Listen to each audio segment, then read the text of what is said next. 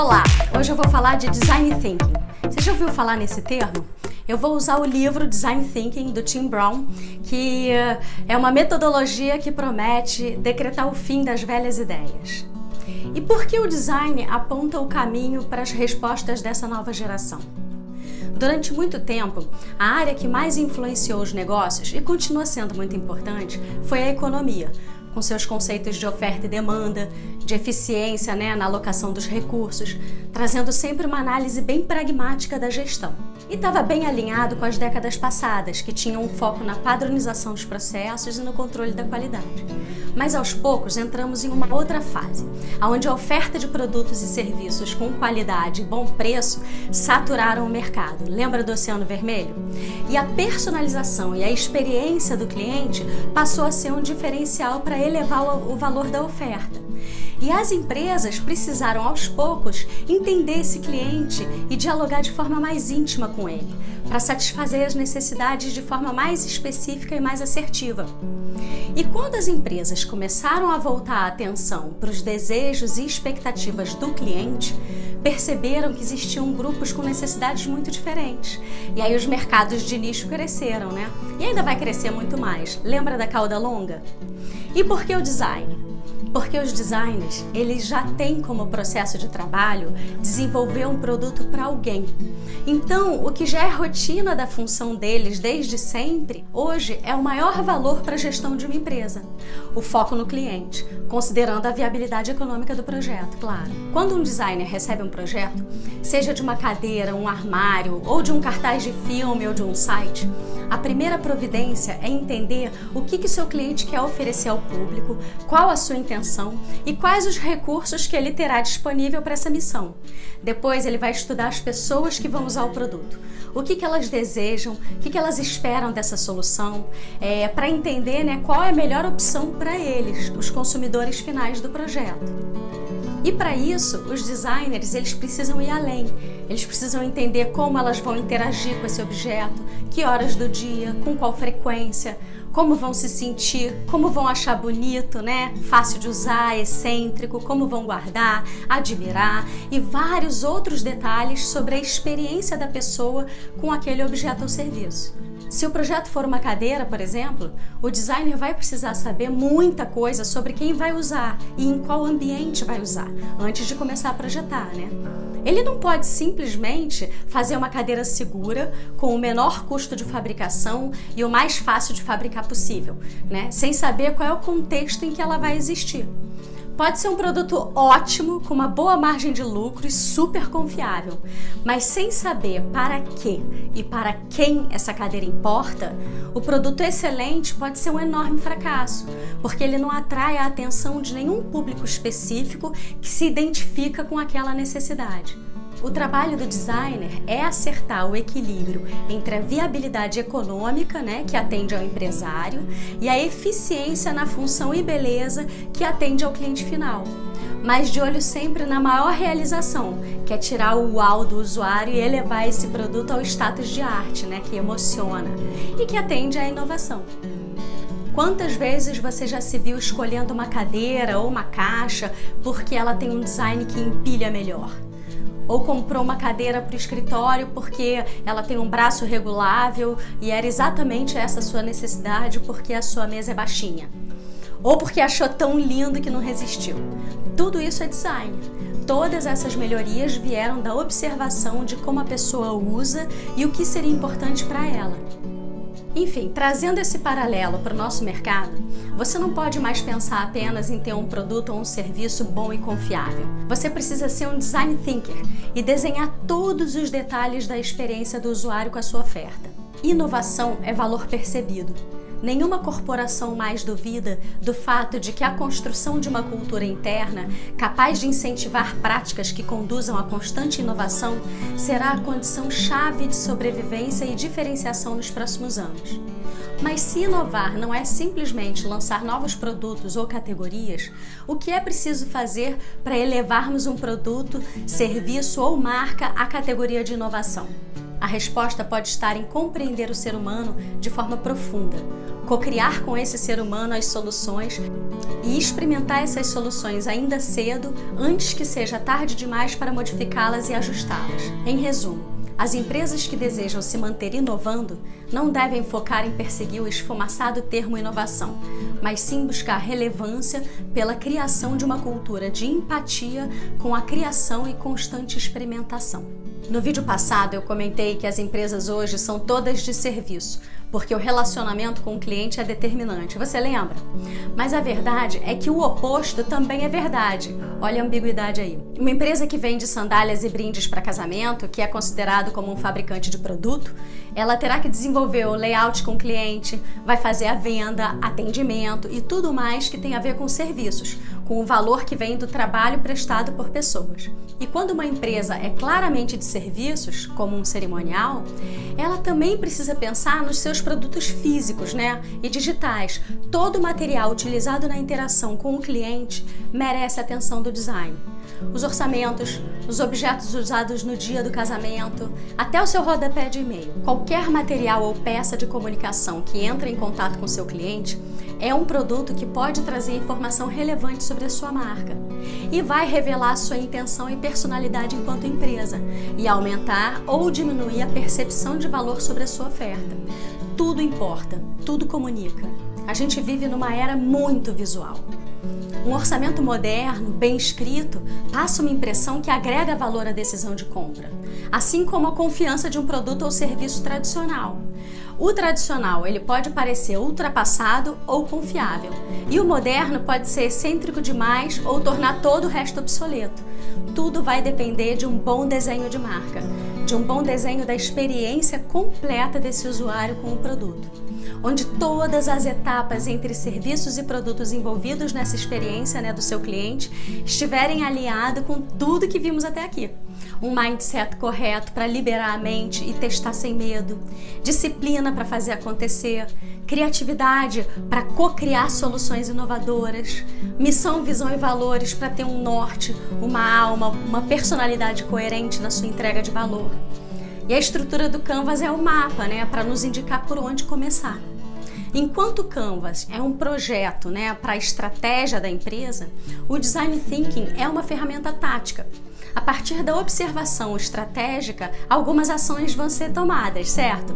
E o Design Thinking é uma metodologia para tirar as ideias da mente, em equipe e colocar na vida real, da melhor forma. Essa metodologia parte da premissa de que não existe uma melhor forma de realizar um projeto. Essa é uma abordagem centrada no ser humano, que é complexo e único. Portanto, as soluções podem vir de variadas fontes. E a função do Design Thinking é mostrar um caminho para lidar com essa complexidade. Uma metodologia para escolher, testar e colocar em prática as possibilidades que mais resolvam os problemas e que mais tiverem significado emocional para o usuário. Vamos lá. Primeiro é importante deixar claro que você usa o Design Thinking para desenvolver um projeto com início, meio e fim. Ele não é operacional. Vamos entrar nesse bloco a seguir. Os próximos vídeos são operacionais. Mas a gente ainda está no bloco de estratégia. E a gente termina com esse capítulo que faz essa ligação entre a estratégia e a operação. Você vai usar o Design Thinking para resolver algum problema ou para colocar alguma ideia em prática. Organizar seus processos internos, desenhar uma jornada de atendimento, fazer seu Canvas, idealizar um novo produto ou resolver um problema complexo. Por exemplo, se você tem um buffet, você pode usar o Design Thinking para fazer modificações na operação da sua cozinha ou criar novas receitas. Os produtores de eventos podem usar o Design Thinking para organizar um sistema de mostruário ou para elaborar uma gestão eficiente do RSVP. Enfim, qualquer projeto que tenha um objetivo definido pode se beneficiar dessa metodologia. E o Tim Brown explica que mesmo que seja um objetivo complexo que envolva muita gente, o ideal é manter o grupo que vai liderar o projeto pequeno, com pessoas que tenham habilidades diferentes, pelo menos nas primeiras fases. O processo se desenvolve, como o Tim Brown colocou, em 3 espaços de inovação: a inspiração, a idealização e a implementação. O momento da inspiração é quando juntamos todas as peças possíveis sem a menor intenção ainda de fazer relação entre elas. O momento não é de encaixar, mas de descobrir quais são as peças possíveis para seguir com esse projeto. E partimos de um briefing, exatamente como os designers trabalham. O briefing é um resumo do propósito do projeto. O que queremos resolver, melhorar ou criar? Ele precisa ser claro, específico, mas nunca engessado. Não podemos iniciar um projeto de design thinking onde as respostas já estão dadas no briefing. Aqui a gente vai se ater aos objetivos maiores do projeto, as restrições de orçamento, prazos, os aspectos gerais, para que ao reunir a equipe, o briefing não seja uma ordem para executar, mas que funcione como um ponto de partida, uma orientação para uma atitude investigativa, e não as instruções de como desenvolver as ideias, entende? A equipe deve ser escolhida de forma estratégica. Ao invés de trazer somente as pessoas envolvidas na área do projeto, faça uma equipe com especialidades bem diferentes, que podem contribuir trazendo novos valores e perspectivas para as soluções. Por exemplo, um cerimonial que vai usar o Design Thinking para redesenhar a sua equipe de recepcionistas. Pode trazer para o time um estilista, que vai contribuir com a percepção do melhor uniforme, para acomodar os volumes dos objetos nos bolsos. Pode também criar um ponto focal para identificar a marca da empresa durante o evento. É muito importante também inserir nesse time clientes reais, que vai poder trazer suas observações, suas expectativas e criar junto com vocês as hipóteses para as soluções. Também poderia formar um time com alguém que trabalha na produção do casamento, além, é claro, de escolher uma ou duas recepcionistas e a coordenadora. Se você pensou, mas como é que eu vou chamar um cliente, um estilista? Isso não é possível. Seja criativo. Você precisa de alguém que represente esse pensamento, que defenda as ideias sobre esse ponto de vista? Se fizer sentido para o seu projeto, o estilista pode ser o seu sobrinho ou sobrinha, que está fazendo moda, e pode trazer ótimos insights e resultados excelentes. O cliente não é difícil, tem sempre um cliente que virou amigo ou um amigo que já foi cliente. Esse exemplo do estilista me lembra o Roberto Cohen, um cerimonialista carioca. Há muito tempo atrás ele teve a ideia de colocar uma camélia branca no uniforme das recepcionistas dele. E esse detalhe fez com que todos os eventos dele fossem facilmente identificados. Os clientes, os profissionais do casamento, mesmo quando ele não estava presente, todo mundo sabia que era o Roberto Cohen que estava fazendo o casamento. Tenho certeza que essa camélia reforçou a marca dele, tanto que hoje vários cerimoniais fazem o mesmo. Eu vou abrir aqui um parênteses para explicar como é a dinâmica do Design Thinking na prática. Essa equipe ela vai se reunir periodicamente para reuniões estratégicas. Alguns podem contribuir apenas nas reuniões e outros vão ter trabalhos mais elaborados a partir das reuniões. E esses encontros, eles não precisam ser todos presenciais. O mundo conectado está preparado para trabalhar em conjunto mesmo à distância. Então, o importante é que a equipe principal seja pequena e concentrada, para que o foco não se perca. Mesmo que algumas ações precisem ser mais elaboradas, alguém da equipe principal deve liderar esse outro grupo, que também não deve ser enorme.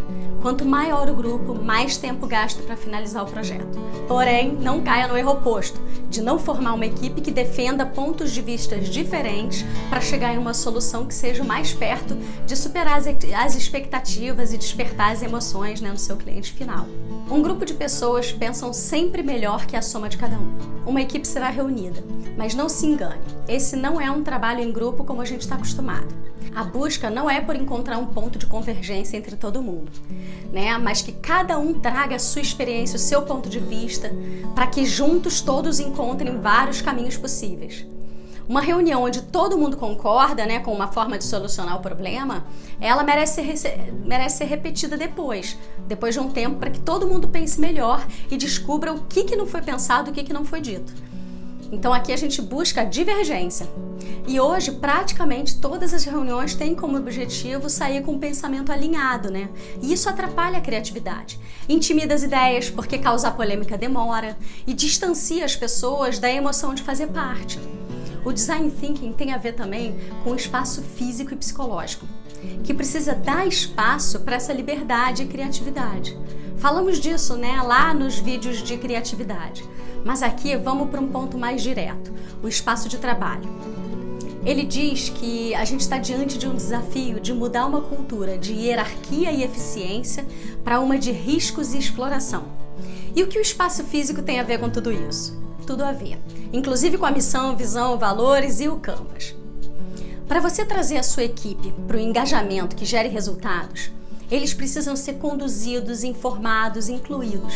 Pensa que você está fazendo uma prova de geografia de 7ª série, que você não se lembra, mas você se concentra e vai se virando. Agora coloca nas paredes dessa sala desenhos sobre a matéria, gráficos, frases que informam e inspiram. Não vai ser mais fácil você tomar as decisões nessa prova? O design, ele mudou o mundo. Quando você entra num shopping ou num museu bem sinalizado, você está bem orientado, você se sente seguro, você sabe para onde você vai.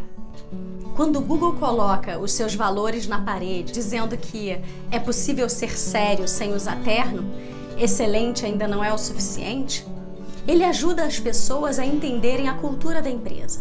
Vai ficar claro no ambiente que a flexibilidade é possível, mas que a entrega precisa ser séria. Uma empresa pequena tem a cultura do dono e dificilmente ele consegue delegar as funções mais importantes, porque ele não consegue passar a cultura, os valores que norteiam cada micro decisão do dia a dia. A ideia é que os funcionários nunca vão saber tudo o que precisam saber para assumir nossos lugares. Então a gente acaba preso no atendimento ao cliente, no financeiro, na venda e seguimos um padrão terrível de ser o faz-tudo da empresa, mas com uma penca de secretários, né, que às vezes erram pra caramba, que dão muito trabalho para coordenar e são pessoas que só te ajudam, mas elas não resolvem. Esse é o padrão de maior estresse e de menor desempenho. E o Design Thinking é o caminho para quebrar esse padrão e trazer as equipes para as decisões táticas, para criarem em conjunto e assim fazerem parte da responsabilidade, da conquista, da construção de uma empresa que vai ser compartilhada. Quando excelente não é suficiente, é um valor para todo mundo, você pode numa reunião cobrar esse valor e isso não ser uma cobrança pessoal. Inclusive, eles podem cobrar isso do dono da empresa, o que é genial, é maravilhoso. Esses valores no computador do dono da empresa não ajudam ninguém. Eles precisam ser a bússola da equipe, eles precisam estar no ambiente físico.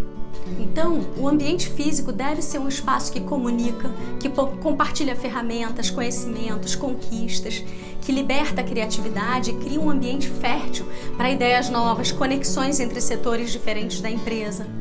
Vamos começar a fase de inspiração. Já temos um briefing, uma equipe e um local adequado para concentrar as informações do projeto. Então, o projeto começa com um trabalho de insight, observação e empatia. Podemos usar a nossa criatividade para descobrir o que o nosso cliente quer, o que ele precisa ou vai precisar, o que ele amaria e ainda não sabe dizer o que é. Vocês conhecem uma história clássica, né? O Henry Ford, o responsável por viabilizar o carro, o automóvel, né, para todas as pessoas, ele tem uma frase maravilhosa que diz assim: se eu perguntasse aos meus clientes o que eles queriam, teriam respondido um cavalo mais rápido. Fato. Precisamos ir além das expectativas óbvias, né? A gente precisa buscar o que ainda não existe. Por isso, nessa fase, né, de inspiração, o esperado é o caos.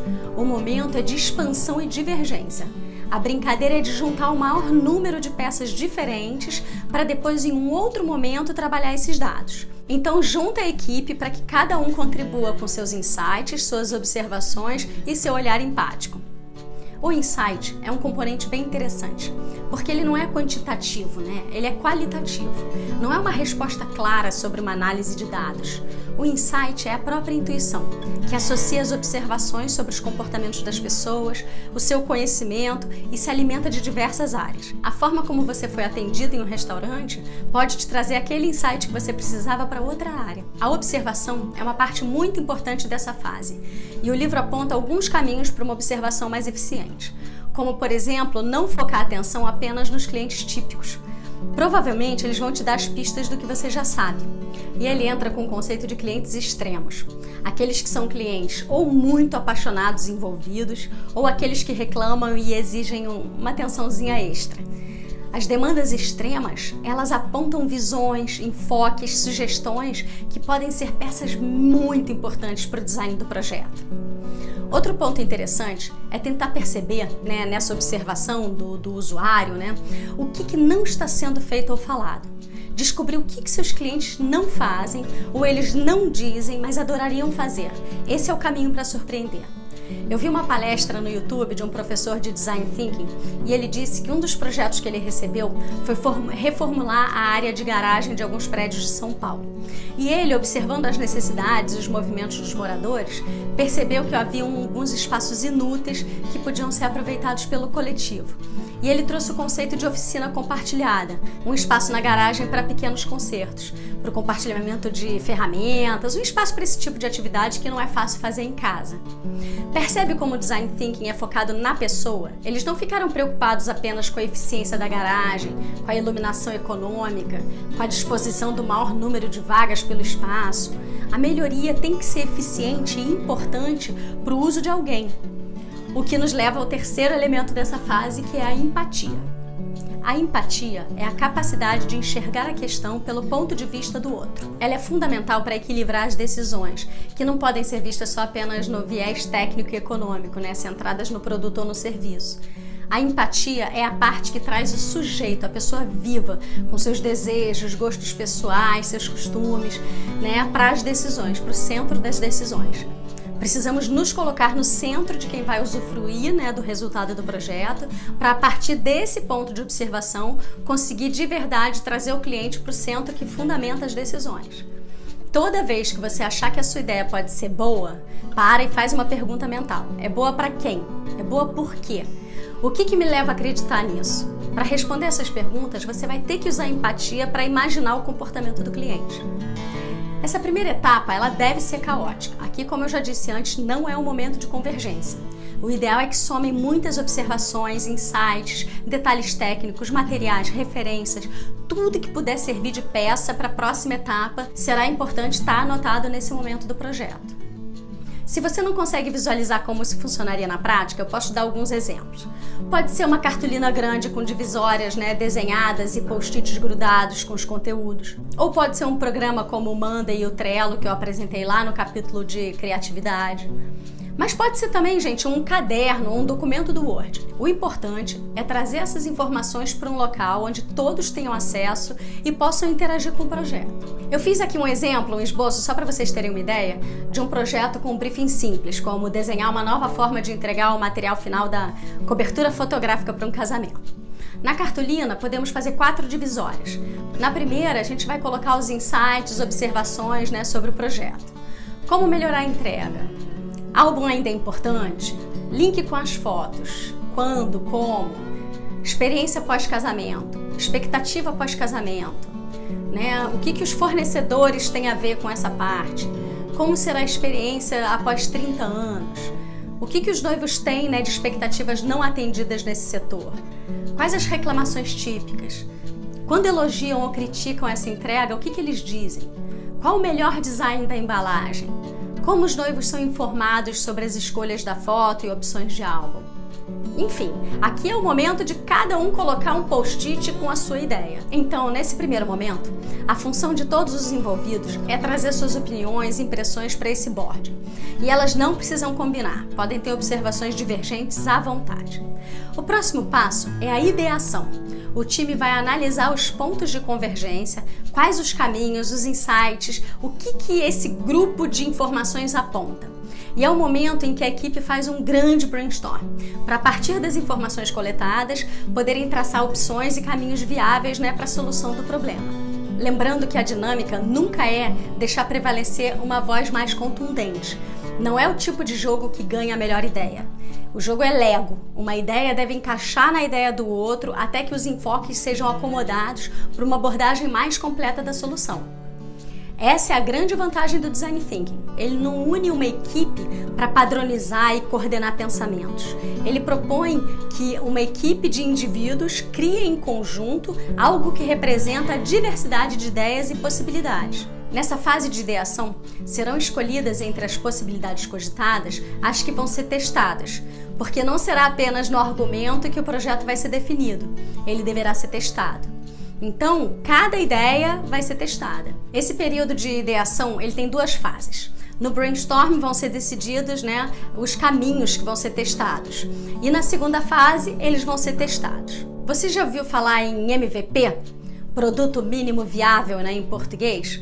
é um conceito que propõe que antes de você investir dinheiro, tempo e expectativa em cima de uma hipótese, que você crie um protótipo para testar a sua ideia. Você já viu o filme que conta a história do McDonald's? Vale muito a pena. Ele é perfeito para mostrar os benefícios de criar um teste. No caso do filme, foi uma maquete. Do jeito que foi possível, ele desenhou no chão a forma como as máquinas ficariam dispostas para diminuir ao máximo o tempo de confecção do sanduíche. Afinal, o valor dele era fast food, era ser rápido, então era um valor. Então ele prototipou. Ele testou e mediu várias hipóteses até achar o ponto ideal. Ao invés de fazer isso na execução definitiva, porque depois da máquina pronta, um centímetro ou outro podia inviabilizar o melhor arranjo, né? Portanto, desde o projeto de uma festa, ou de um escritório, ou de um envio de orçamento, tudo deve ser testado ao máximo, em diversos modelos, para prever com quais, né, os usuários terão melhor interação.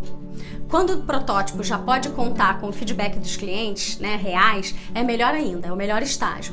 Porque a partir daí, você já vai ter a ajuda deles e vai aprender muito com essa relação. E vai fazer toda a diferença. A prototipação é muito importante por diversos motivos. Um deles é que, materializando o projeto, você pensa com as mãos, te obriga a ver alguns lados que não são pensados antes que você se imagine, né, na cena real. E quando é possível trazer um usuário real para interagir com essa ideia, muitas das hipóteses, né, elas são corrigidas. Quando isso acontece, é normal revisitar os estágios iniciais. Esse espaço de inovação, eles funcionam mais como um mapa mental do que como processos lineares, né, em ordem cronológica. O board está sempre aberto para ser modificado a todo momento em qualquer etapa. O importante é sempre prototipar, buscar sempre uma forma de testar, de fazer seu MVP. Vale desenhar um storyboard, quadrinhos, né, para narrar toda a jornada do cliente e visualizar melhor as interações. Na verdade, essa materialização ela pode ser feita de diversas formas.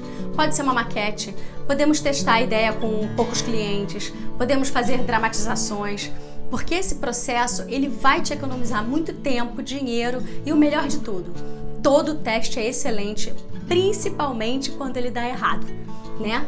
Porque quando dá errado, ele te ensina coisas valiosas que você não descobriria no acerto. E ele pode inclusive te apontar uma outra solução que não estava em pauta. No final dessa fase, você vai poder acelerar e apostar que todo o seu esforço vai valer a pena, porque o projeto já foi alinhado, ele já está na sua melhor forma, né? Ele já foi testado e ele está pronto para ser colocado na rua para ser melhorado. Lembrando que o foco é emocionar. Pense que cada ponto de contato é uma oportunidade de surpreender e entregar aquilo que ele sempre quis e nunca soube. Tenta montar um time que vai achar a resposta, né, tanto no serviço quanto nos produtos que interagem com o seu cliente, o que vai tirar essa emoção, esse uau, esse aconchego do seu cliente. O design ele enriquece a vida, né, através da experiência completa, que envolve beleza, funcionalidade, aroma, cor, né, tudo pensado para conduzir as pessoas por uma experiência bem desenhada.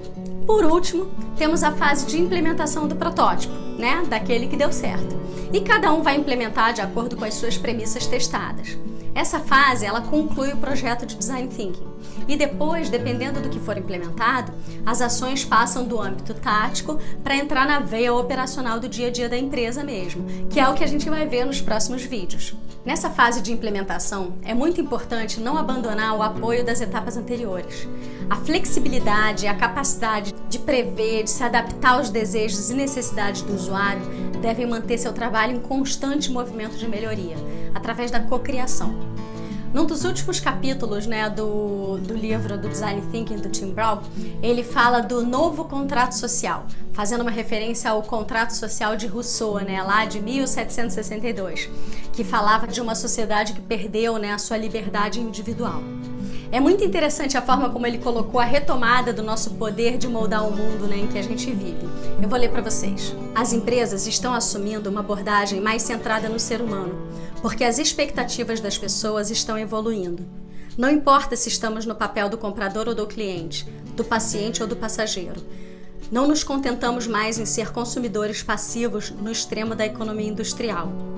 Para alguns, isso leva a uma busca por propósitos mais significativos do que ganhar e gastar dinheiro. Para outros, pode assumir a forma de responsabilizar as empresas pelo impacto de seus produtos sobre o nosso corpo, nossa cultura e o nosso ambiente. O efeito final, contudo, é uma ampla mudança na dinâmica entre vendedores de bens e prestadores de serviço e os clientes que compram esses bens e serviços.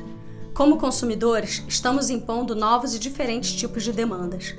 Nós nos relacionamos de forma diferente com as marcas. Esperamos participar da decisão do que nos será oferecido. E esperamos que o nosso relacionamento com os fabricantes e vendedores continue além do ponto de compra. Para atender a essas expectativas mais elevadas, as empresas precisam abrir mão de sua soberana autoridade sobre o mercado e dialogar com seus clientes. Adote o Design Thinking como modelo mental. Imagine que seus projetos, suas realizações são obras de arte sempre inacabadas. Não tenha medo de começar a implementar essa metodologia, para repensar os seus processos.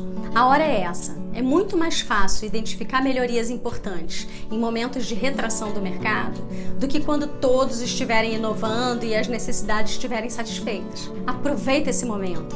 Troca as reuniões, que já têm objetivos definidos, por uma dinâmica mais aberta, que abarque a intuição, os pensamentos extremos, vários pontos de vista. Você vai sentir a diferença no resultado, e no engajamento das pessoas, na qualidade de vida de todos os envolvidos, porque dá vontade, você se sente parte. Para encerrar, eu fiz um gráfico baseado em várias imagens bem interessantes que eu vi na internet, mas que não existem no livro. Se você buscar no Google as imagens para Design Thinking, vai ver diversas variações desse resumo. E eu achei que valia a pena fazer um desse gráfico para vocês darem uma olhadinha, e é uma forma de fechar com um resuminho visual. Essa é uma forma de ver as etapas do Design Thinking. No primeiro momento, temos a busca pela divergência, por pensamentos diversos e contraditórios. Vamos observar com atenção e empatia e buscar os melhores insights. Depois, vamos tentar convergir, olhar tudo o que foi apurado para agrupar padrões e definir as hipóteses que vão ser testadas. Os protótipos não são colocados no mundo para convergir. Nesse momento, a gente está focando nos erros e enxergar onde as premissas divergem da realidade. O que a gente deixou passar nas etapas anteriores que precisam ser revistas, para, enfim, convergir na implementação de um produto que já foi bem desenhado. Espero que você tenha gostado de conhecer o Design Thinking e que adote essa forma de pensar nos seus projetos e na sua vida. É isso. Um beijo e até o próximo vídeo.